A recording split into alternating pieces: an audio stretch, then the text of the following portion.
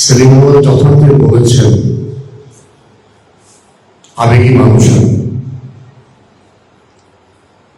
দাঁড়িয়ে যখন মনে পড়ে সাইদের কথা, মুগ্ধের কথা, আহনাফের কথা, রিয়ার কথা, তনিমার কথা, আমার ভাই ওয়াসিমের কথা, চট্টগ্রামের ছাত্রদলের যুগ্ম সাধারণ সম্পাদক, দ্বিতীয় শহীদ, আমার যখন চোখে আসে শহীদ আখড়ার ফ্লাইওভারের নিচে পুলিশ গণহত্যা চালাচ্ছে নির্মমভাবে, জানালার কার্নিশের ঝুড়ি থেকে যখন ছেলেটা তার প্রাণ বাঁচাতে পারে না, পুলিশ যখন এসে একটা গুলি করে মেরে যায়, তখন তার সাথে এসে আরেকবার চেক করে সে মরেছে কিনা আবার গুলি করে, তারপরে আরেকটা পুলিশ এসে যখন আরেকটা গুলি করে, তখন বিদ্রোহ হবে না তো হবেটা কি?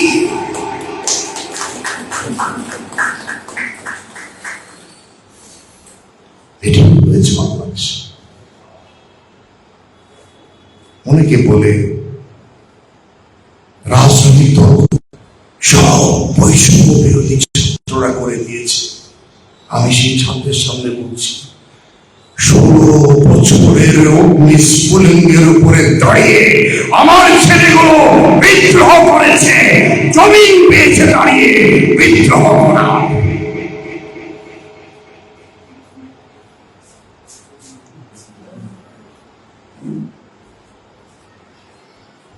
আমাকে আমার ভাই এখানে রায়হান আছে, আমার ছাত্র দলের ভাইয়েরা, আমার স্বেচ্ছাসেবকের ভাইয়েরা, আমার বৈষম্য বিরোধী ছাত্র সন্তানেরা আমাকে যখন বলতো আপনি এসেছেন, আমার ভাইয়েরা যখন বলতো ভাই এসেছে এখন আমরা রক্ত গিয়ে উঠবো, আমার তখন মনে হতো আমি 63 তরুণ নই, এই মাত্র জন্ম নিয়ে আমার বয়স আজকে 23 হয়েছে। বিপ্লব এজন্যই হয়েছে। জোহা বলেছে যে বিপ্লব না, আমি জানি না, কিন্তু এটি জানি এক ড্রাকুলার বিদায় হয়েছে।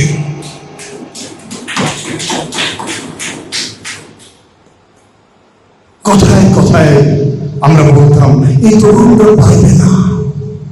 আমি এই তরুণদের সবচেয়ে বেশি সমালোচক ছিলাম। আমার ফেসবুক ঘাটলে সকলে দেখবে আমি হতাশ হয়ে যেতাম। আবার যখন আমি আমার ভাইদের সাথে মিছিলে যেতাম, দেখতাম না কি একটি আকাঙ্ক্ষা, জ্বলতে চায় তারা, জ্বলেছে তারা। চিন্তা করা যায় অগাস্ট পুলিশের চেয়ে ভয়ঙ্কর সে। চিলির অগাস্ট পিনোশেটকে বলা হলো এই শতাব্দীর সবচেয়ে ভয়ঙ্করতম স্বৈরাচার। কিন্তু আমি তার জীবন দেখলে মনে হয় পিনোশে হার মেনেছে, রাশিয়ার জার হার মেনেছে, মুসলিনী হিটলার হার মেনেছে। এই জগতের ভয়ঙ্করতম ফ্যাসিস্ট শেখ হাসিনা, যে তার দলকে ডুবিয়েছে, একটি ঐতিহ্যবাহী রাজনৈতিক দলকে বিলীন করে দিয়েছে শেখ হাসিনা।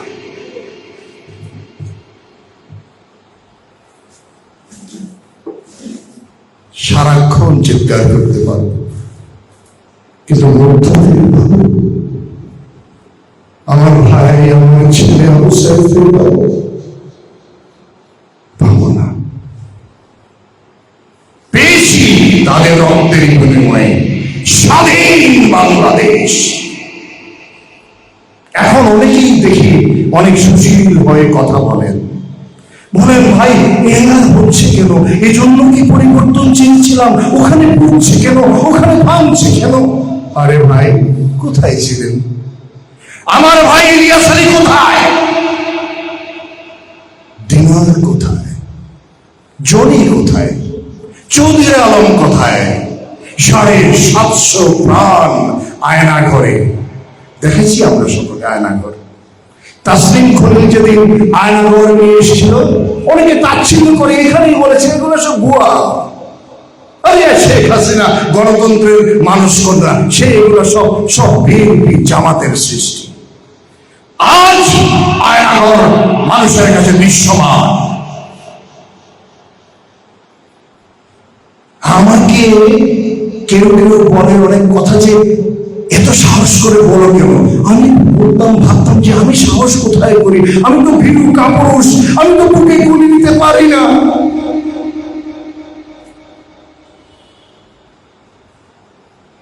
কিন্তু মনে পড়ে রায়হান রেজিস্ট্রারি ময়দান থেকে যে মিছিলটি হয়েছিল জুলাইয়ের 6 তারিখ অথবা 7 তারিখ, যেটি আমি খুব সৌভাগ্যবান এই বৈষম্য বিরোধী ছাত্র আন্দোলনের প্রত্যেকটি পেজ আইডিতে গিয়েছে। কি বলেছিলাম? ঝড় হোক, বৃষ্টি হোক, ভারতীয় সেনাবাহিনী হোক, রুখে দিবে জনগণ। রুখে দিয়েছে জনগণ। এই কথাটি স্পন্টেনিয়াসলি আমার মুখ থেকে বের হয়েছিল। আল্লাহ রাব্বুল আলামিন তিনি বার্তা দিয়েছেন, খসরু তুমি এগিয়ে যাও, এবার বিজয়ের সামনে। মনে পড়ে আমার একটি মেয়ের কথা, বলেছিল কোথায় যাব? পিছনে পুলিশ, সামনে স্বাধীনতা। আমি সামনে যাব, স্বাধীনতার দিকে যাব।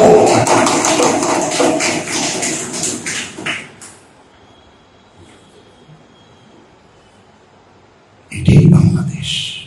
বাংলাদেশ হারেনি কখনো। বাংলাদেশ 52-তে বিজয়ী হয়েছে, 69 হয়েছে, 71 হয়েছে, 90 হয়েছে। 2024 বাংলার নতুন স্বাধীনতার সূর্য উজ্জীবিত হয়েছে। ওই আমরা যে একটি গান গাই না, পূর্ব দিগন্তে সূর্য উঠেছে, রক্ত লাল রক্ত লাল রক্ত লাল, সেই রক্ত লাল সূর্য উঠেছে। আমি যদি সারাক্ষণ কথা বলি বলতে পারবো। আমি জানি কিছুক্ষণ পরে হয়তো সেলিম বলবেন সংক্ষিপ্ত করে। আজকে একটু বলি সেলিম, মনে বড় দুঃখ, বড় জানা। 16 বছর মানুষের শ্বাসরুদ্ধ অবস্থায় ছিল মানুষ। বলতে পারেনি কেউ। যারা বলতে পারেনি তারা কাপুরুষ না, তাদেরও কান্না ঝরেছে। তারাও জায়নামাজে অশ্রু গড়িয়েছে তাদের। সেই অশ্রুর ডাক বৃথা যায়নি। শামসির হারুন রশিদ যখন মসজিদে হাত তুলে আল্লাহকে বলেছেন, সে ডাক বৃথা যায়নি। আমার স্ত্রী যখন আমাকে বলতেন যাও সাবধানে থেকো, আমি কৃতজ্ঞতার সাথে স্মরণ করি আমার স্ত্রী সন্তানদের। তারা কোনদিন পিছন থেকে টেনে ধরেনি।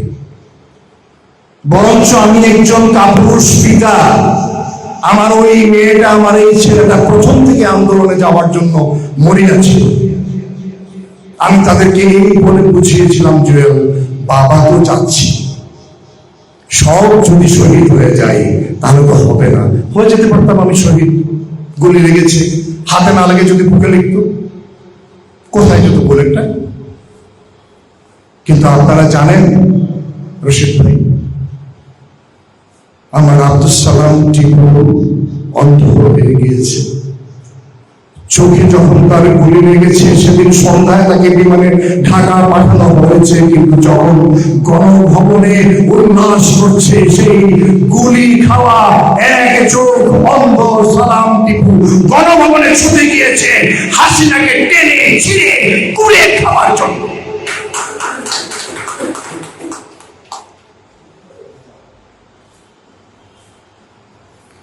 কত কথা বলি না, সারা বললেও 16 বছর শেষ হবে না।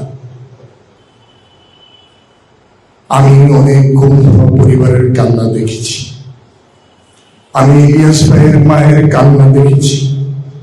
আমি আনসারের বোনের স্ত্রীর কান্না দেখেছি। আমি দিনারের বোনের আহাজারে আজও দেখছি, আমি জমির স্ত্রীর কান্না দেখেছি, আমি চৌধুরী আলমের পরিবারের শোক দুঃখ দেখেছি। আমার মনে হলো কোন দিন না আমিও চলে যাই, কোন দিন আমিও হারিয়ে যাই, আমার সন্তানগুলো হয়তো পিতৃহারা হবে। তারপরও কিন্তু লিখেছি, বলেছি, গেছি গান এখানে না হলে কোর্ট পয়েন্ট রাজ সাক্ষী, থামিনি কোনোদিন। যাই হোক, সভাপতি অনেক লম্বা বক্তৃতা দিয়ে ফেললাম। আমার মোবাইলটা একটু দো, আমি মুগ্ধ সাহেবকে একটি কবিতা লিখেছি, এটা পাঠ করে আমি থেমে যেতে চাই।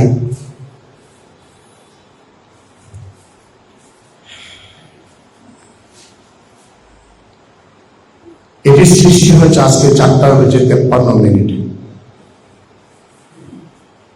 আমি যখন ভাবছিলাম একটি ফ্রেশ কবিতা নিয়ে যাই, শুনে খুশি হবে জয়াল, প্রতিদিন লিখেছি। রাতে তো কোনো কাজ নেই, পুলিশের ভয়, কোনোদিন বলতাম না তোমার ভাবিকে যে কোথায় আছি, ভয় পেতাম টর্চার করে বলে ফেলবে যে আমি ওই জায়গায় আছি। শুধু বলতাম ভালো আছি। রাতে খেয়েছো? খেয়েছি। আমার তেমন কিছু না চলে, ছেলেগুলোর যদি কষ্ট তোমরা দেখতে, কোথায় ঘুমাত, কি খেত, কোনো কিছুই ঠিক ছিল না। আচ্ছা, সেটি না হয় আরেক জায়গায় কোনোদিন স্মৃতি তর্পণ করব। ধন্যবাদ সেলিম আমল আমাকে অনেক সময় দেওয়ার জন্য, যদিও সভাপতির সময় সভাপতি নিজেই নির্ধারণ করতে পারে। একটু হালকা করে নিচ্ছি। আমার এই লেখাটির নাম দিয়েছি ইতি আবু সাইদ।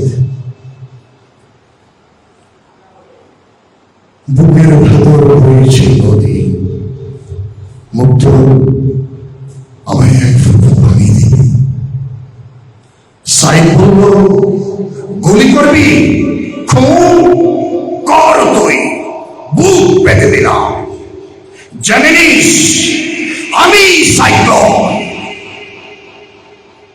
ওয়াসিম শুনে বলে উঠল, ভাই শোনো, আমি আসছি, রক্ত চাই, ওদের রক্ত, এক সাগর রক্ত। আমি যে পুরো বঙ্গোপসাগর নিয়ে এসছি।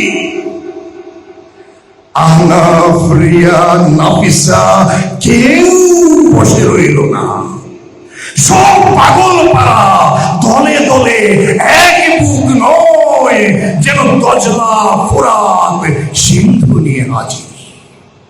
সব রক্ত আমরা ঢেলে দিলাম, তবুও তুই বিদায় হ।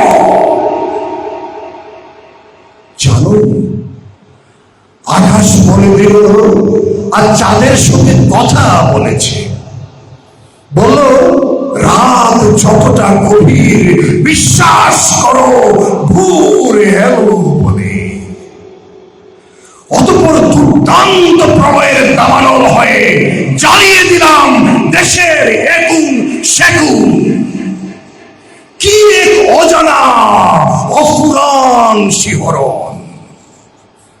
রাজপথে যখন দেখি বাবা, মা, ভাই, চাচা, ফুপু সব, ঠিক তখন জেনে গেছি এবার তোর যাবার পালা ডাকুলা। নিষ্পিস আথালি পাথালি মন ছিঁড়ে খুঁড়ে ফেল দিয়ে দুরন্ত দুর্বার। তবুও দেখি ড্রাকুলার আরো রক্ত চাই, এক নদী নয়, মহাসাগর। তখন আমরা সবে গোপন বৈঠকে মিলিত হলাম, সিদ্ধান্ত নিলাম আর নয় পিছুটান। উত্তরাধিকার সব লাল ভেজা রাজপথে। চলো এবার ছাপিয়ে পড়ি, সর্বশক্তি দিয়ে তার টুটি চেপে ধরি।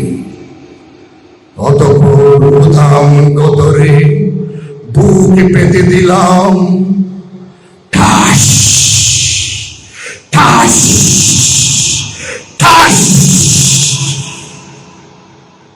তোমরা কাঁদলে কাঁদছো আমাদের জন্য, বুকে তোমার রক্ত নদী, সিন্ধু ফোরাত দজলা মেঘনা পদ্মা সুরমা কালিন্দী যমুনা। তোমাদের চোখের জল বিধাতা দেখছে, তিনিও কেঁদে উঠলেন।